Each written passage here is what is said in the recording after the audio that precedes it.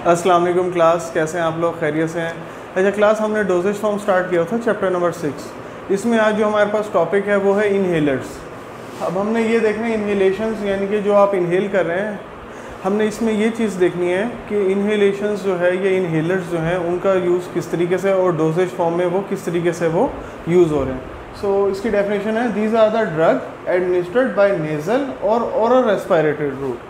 अब इसमें दो तरह से, इनहेल का मतलब होता है सांस को अंदर लेकर जाना या किसी मेडिसिन को अंदर लेकर जाना, दो रूट्स के थ्रू, या नेज़ल के थ्रू या फिर ओरल रूट। तो इसमें इसने हमारे पास दो रूट्स बता दिए, या तो हमारे पास वो नेज़ल होगा या फिर वो ओरल रेस्पिरेटरी रूट होगा। अच्छा, इसके अलावा अब हम इसमें देख लेते हैं इंग्रेडिएंट्स कौन कौन से यूज़ होते हैं। सबसे पहले तो चीज़ तो ये आपका एक्टिव इंग्रेडिएंट यूज़ होगा, गैसियस आइटम भी होंगे, सरफेक्टेंट भी होगा, सही है। लिक्विड प्रिपरेशन है, contain volatile ingredients. Volatile ingredients होते हैं जो वॉलेटाइल हो जाते हैं, इसलिए इनको हमेशा टाइट कंटेनर्स में, कैनिस्टर जिस तरह का होता है उसमें पैक किया जाता है। And are use for local और सिस्टेमिक एक्शन। अब ये बोथ यूज़ हो रहे हैं, लोकली भी यूज़ हो रहे हैं और सिस्टमेटिकली भी यूज़ हो रहे हैं। अच्छा, another group of drug known as inhalant. अच्छा, इसके अलावा जो इस ग्रुप की ड्रग्स आ जाती हैं उसको हम क्या कह रहे होते हैं, उसको हम इनहेलेंट्स कह रहे होते हैं, ठीक है। और उसको हम जिस मकसद के लिए यूज़ कर रहे हैं इनहेलर के तौर पर, उसको हम इनहेलर्स कहेंगे। यानी कि अगर वो नेज़ल पैसेजेस के थ्रू हाई प्रेशर यूज़ कर रहे हैं, जो हमारे पास इनहेलर है, मैं आपको दिखाता चलूँ, ये डायग्राम भी बनी हुई है जस्ट लाइक दैट। ये हमारे पास इनहेलर है, ठीक हो गया।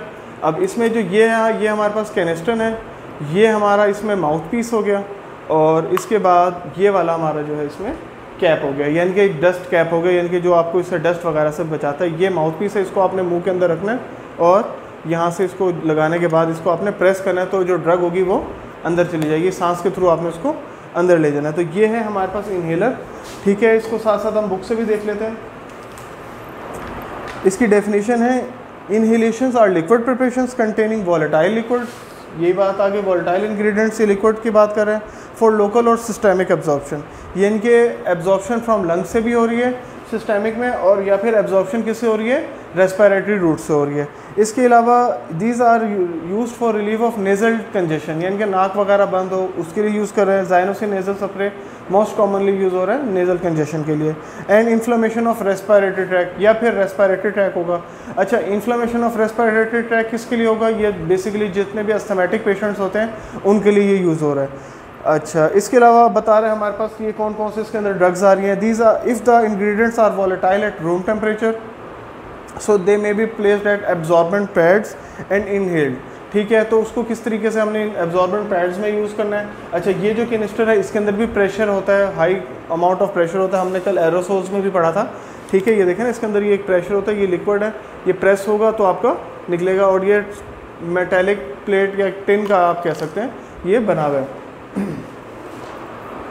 अच्छा, in other case they may be added as warm water. अच्छा, एक तो ये वाले इनहेलर्स हो गए जिसको हमने डिस्कस किए। एक दूसरे इनहेलर्स होते हैं, जिस तरह आपने स्टीम लेनी है, भाप लेनी है, तो आप उसको वार्म वाटर के अंदर ऐड करेंगे, वार्म वाटर के बाद ऐड करने के बाद आप उसको इनहेल करेंगे, ठीक है। और इसको आप कितनी देर तक इनहेल कर सकते हैं, 5 to 10 मिनट्स तक।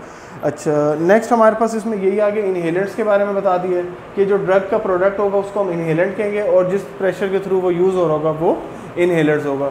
तो इनहेलेशंस में हमारे पास ना दो तरह के प्रोडक्ट हैं, एक तो ये इनहेलर्स हो गए, दूसरे हमारे पास नेबुलाइज़र है। नेबुलाइज़र इंशाल्लाह हम नेक्स्ट लेक्चर में कल डिस्कस करेंगे कि नेबुलाइज़र का क्या यूज़ है और उसके आगे फर्दर क्या एडवांटेजेस हैं। तो ये हमारे पास दो रूट्स हो गए। इसमें आपने सिर्फ एक ही बात याद, अपने दो बातें याद रखनी है।